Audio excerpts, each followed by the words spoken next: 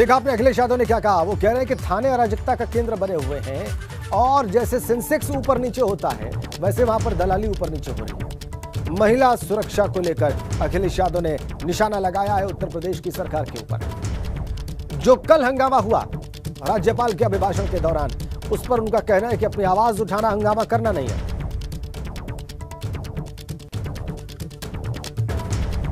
तो आज दूसरा दिन बजट सत्र का और इस दिन आज जो है वो प्लान्ड है कि आज राज्यपाल के अभिभाषण पर चर्चा होगी। महिला सुरक्षा को लेकर विधान भवन में जाने से पहले सब कुछ कह दिया है और आज दूसरे दिन की कार्रवाई पर जो चर्चा होनी है राज्यपाल के अभिभाषण पर, उस पर बात करने के लिए वीरेश पांडे हमारे ब्यूरो चीफ इस वक्त सीधा जुड़ गए हैं। आप उन्हें देख पा रहे हैं और वीरेश, हम देख रहे हैं कि आप लगता है कोई महत्वपूर्ण अपडेट देने वाले हैं, क्योंकि हम देख सकते हैं कि आपके पास कोई महत्वपूर्ण अपडेट है इस वक्त दर्शकों को बताने के लिए। वीरेश, देखिए राजेंद्र, मैं इस वक्त उस शख्स के घर पर खड़ा हूं जो 2022 के रिजल्ट निकलने के बाद से ही केंद्र बिंदु में है और सारे विपक्ष के लोग चाहते हैं कि उस पर प्यार उड़ेल दें और अपने जो हैं वो ये नहीं समझ पा रहे हैं कि क्या करें। जी हां, वो शख्स हैं आजम खां और उनके पुत्र अब्दुल्ला आजम, दोनों घर के अंदर हैं। कल आजम खां गए थे, शपथ लिया था उन्होंने। और एक और जानकारी दे दूं, और आजम के इस मकान से विधानसभा में शपथ के दौरान जो भी समाजवादी मिल गया उसकी खैर नहीं थी। जी हां, आशू मलिक विधायक समाजवादी पार्टी जब मिले तो आजम खान ने उनसे कहा कि हैसियत में रहो, हैसियत में रहो। जी हां, मेरे संवाददाता अनुभव शुक्ला और मैंने अपनी आंखों से देखा था, लिफ्ट बंद हो गई और आशू मलिक कह रहे थे मैंने क्या किया, मैंने क्या किया। बोले हैसियत में रहो, हैसियत में रहो। और ये जो दर्द है, ये जो ट्रॉमा है आजम खां का, उसके लिए एक गाना, एक फिल्म का जिक्र करना राजेंद्र बहुत जरूरी है, क्योंकि आप भी फिल्मों के बहुत ही प्रशंसक हैं। जी। साल 1985, जी हां, साल 1985 और तब के सुपरस्टार राजेश खन्ना की फिल्म है और फिल्म का नाम है आखिर क्यों, और अभिनेत्री हैं स्मिता पाटिल। जी, स्मिता पाटिल, और वो गाती हैं जो दर्द है आजम का, दुश्मन न करे दोस्त ने वो काम किया है, उम्र भर का गम हमें इनाम दिया है, तूफान में हमको छोड़ के साहिल पे आ गए, ना खुदा का हमने जिन्हें नाम दिया है, उम्र भर का गम हमें इनाम दिया है, अपने ही गिराते हैं नशे मन पे बिजलियां, गैरों ने आके फिर भी उसे थाम लिया है, दुश्मन न करे दोस्त ने वो काम किया है, उम्र भर का गम हमें इनाम दिया है। यारों ने खूब फर्ज को अंजाम दिया है, उम्र भर का गम हमें इनाम दिया है। आजम खां को जब मैं कल मिला और उन्होंने मुझसे आधे मिनट बात भी की और वो विधानसभा के अंदर गए, दस्तखत किया, शपथ लिया, उस दरमियान उनके अंदर एक क्षोभ है और वो क्षोभ है उनकी बातों से अंदाजा लगाया जा सकता है। जब उनसे पूछा गया कि भारतीय जनता पार्टी पर क्या कहेंगे, उन्होंने कहा भारतीय जनता पार्टी के किसी शख्स और नेता ने ऐसी बातें कही ही नहीं कि जिसपे मुझे कोई गिला शिकवा हो। मैं तो अदना सा आदमी हूं, मेरा कोई हैसियत ही नहीं, ये टीस है, ये दर्द है, अपनों ने जो दिया है। जो गाना मैंने आखिर क्यों फिल्म का आपको सुनाया है, दर्शकों को बताया है, 1985 में यह फिल्म आई थी, स्मिता पाटिल ने जब गाया था कि गैरों ने सितम ढाया है, वो सितम ढाया गया है आजम खां पर और आजम खां इसीलिए मौन है। और आजम खां 4 फ्रंट पर काम कर रहे हैं, बीपी गंगा के दर्शकों को बता दूं। जी हां, आजम खां 4 फ्रंट पर काम कर रहे हैं। जेल से छूटने के बाद यह जानना दर्शकों और उनके प्रशंसकों के लिए बेहद जरूरी है। पहला तो वो कानूनी पचड़ों से निकलना चाहते हैं, इसलिए वो मशवरात कर रहे हैं जो कानून के विशेषज्ञ हैं दिल्ली से लेकर लखनऊ तक। दूसरा, आजम खां अपने स्वभाव के विपरीत, लगभग 50 साल की राजनीतिक करियर के विपरीत, पहली बार इस्लामिक स्कॉलर्स, इस्लामिक विद्वान, इस्लाम के जानकार, मौलाना, मौलवी, बड़े बड़े जो विश्वविद्यालय हैं इस्लाम से, उनके जो मौलाना हैं, मौलवी हैं, स्कॉलर हैं, उनके संपर्क में हैं और उनसे वो मशवरात कर रहे हैं, बात कर रहे हैं।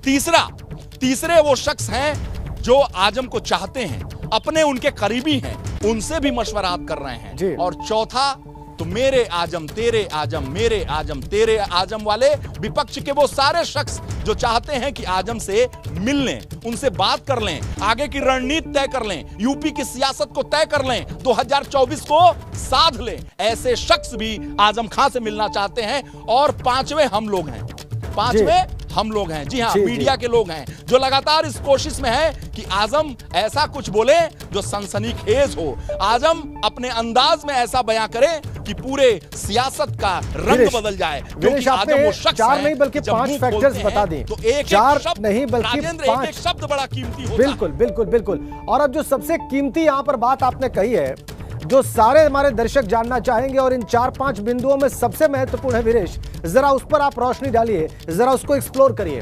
वो कानूनी विशेषज्ञों से मिल रहे हैं, उनको मिलना ही चाहिए क्योंकि बहुत सारे मुकदमे उनके ऊपर हैं, वो उससे बाहर निकलना चाहते हैं। वो उन लोगों से मिल रहे हैं जो विपक्ष के दूसरे दल हैं, उनके करीब उनको आना चाहते हैं, लाना चाहते हैं, इसमें भी कुछ अस्वाभाविक नहीं है। लेकिन बीच में आपने एक बात कही वीरेश कि वो इस्लामिक स्कॉलर से मिल रहे हैं, इसका मतलब क्या है और इसके मायने क्या हैं और इसका क्या असर हो सकता है आने वाले दिनों की उनकी राजनीति पर? देखिए राजेंद्र, अपनी जेल यात्रा के दौरान धार्मिक हो चुके हैं आजम खान, आध्यात्मिक हो चुके हैं आजम खान, और अब्दुल्ला आजम हमारे साथ हैं। अब्दुल्ला साहब, क्या कहना चाहेंगे कल जो यात्रा रही नहीं, बहुत अच्छा था, जैसे और अच्छा रहेगा उम्मीद कीजिए। कल अखिलेश जी से कुछ बात हुई? देख रहे थे ऊपर से कल इतना हंगामा था कि बात होना कोई मुमकिन था नहीं। अब मैं अगर देर हो जाएगी, 11 बज चुका है, क्वेश्चन आर निकल जाएगा। खबर ये भी है कि फोन आया था अखिलेश जी का, मैंने कहा 11 बजे के निकल चुका है। बिल्कुल सदन की कार्रवाई शुरू हो गई, अखिलेश जी खुद भी आ गए। आज तो सदन में राज्यपाल के अभिभाषण पर अपना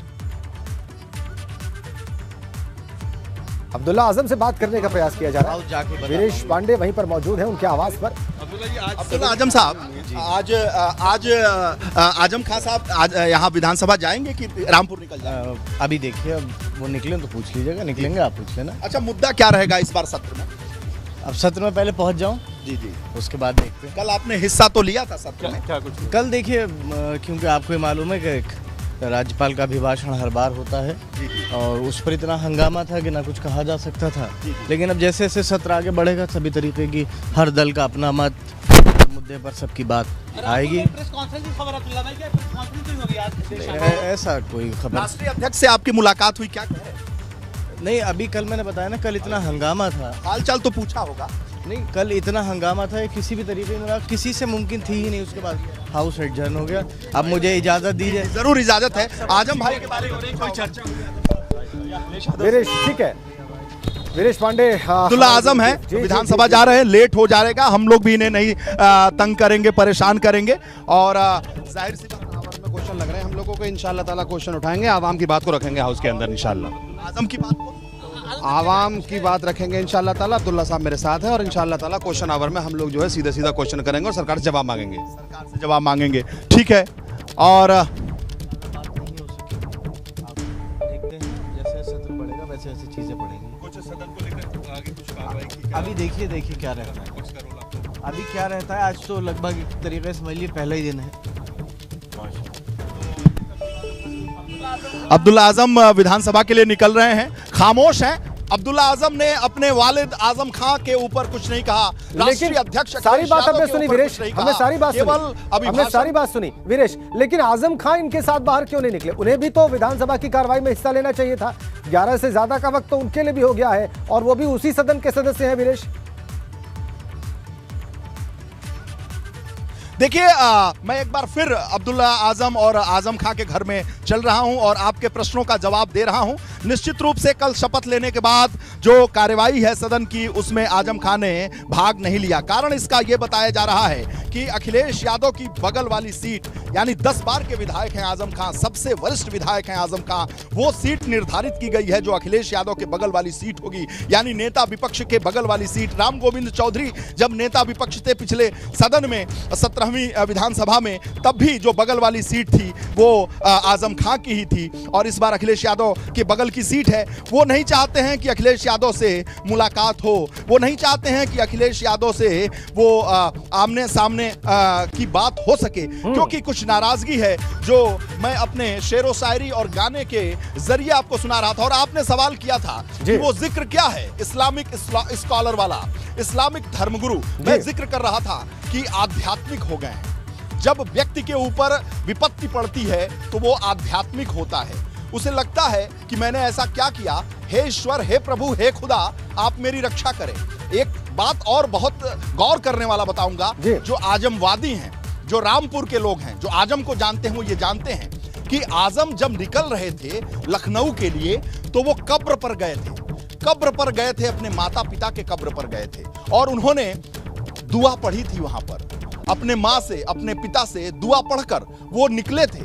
ऐसा जो आजम को जानने वाले लोग हैं वो नहीं मानते कि ऐसा उन्होंने कभी किया है। आजम खां इस्लामिक स्कॉलर्स के जो दीन से ताल्लुक रखते हैं, जो धर्म से ताल्लुक रखते हैं, अब उनकी भी मशवरा की बात करेंगे। आप देखिए, एक चीज है कि आजम खां अलीगढ़ यूनिवर्सिटी के अध्यक्ष रहे और आधुनिक मुसलमान के तौर पर जाने जाते रहे। वो मुसलमान नहीं कि जो यहां से अपनी मूंछ साफ करके अपनी दाढ़ी यहां तक रखते हो, क्लीन सेव हैं आजम खां। और जो आजम खां को ये जानता है वो ये जानता है कि आजम खां दीन धर्म को मानते तो हैं लेकिन कठमुल्ला नहीं है। बहुत रूढ़िगत बातें नहीं करते हैं, वो प्रोग्रेसिव बातें करते हैं, तभी वो यूनिवर्सिटी की स्थापना की बात करते हैं, वो पढ़ाई की बात करते हैं, शिक्षा की बात करते हैं, कठमुल्लापन की बात नहीं करते, रूढ़िवादिता की बात नहीं करते। लेकिन जेल में निकलने के बाद आजम खां आध्यात्मिक हो चुके हैं, इस बात का बड़ी खबर दे रहे हैं, सारा रामपुर होगा। यह बड़ी खबर दे रहे हैं आप, और इसी वजह से जी हाँ राजेंद्र,